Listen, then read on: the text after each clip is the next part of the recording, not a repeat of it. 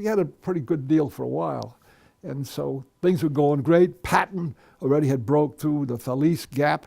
And so they said the war will be over by Christmas. Wow. And then we got our Christmas present.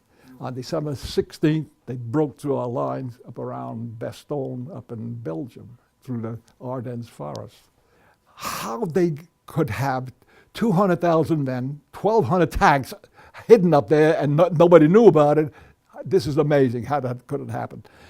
And so we were in the woods, fighting in the woods. And so that's where we've got our most of our casualties.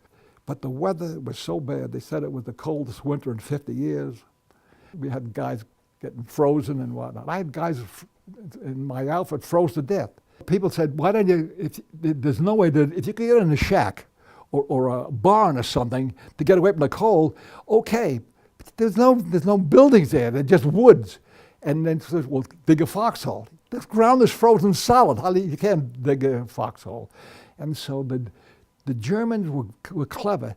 They don't want to even hit you directly. They would rather hit a tree above, and the shrapnel goes down, and you can take off more people.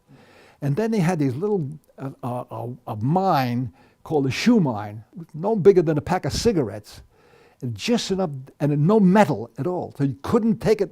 They couldn't pick them up with the metal detectors, and so just enough to knock off part of your foot. And they would rather wound you than kill you, because if they wound you, you got to have 10 or 12 people taking care of you. The thing that hurt me most was my squad leader was a guy named Blair. He was an older man. He was 29 years old, and the rest of us were all very young. And he was one hell of a soldier.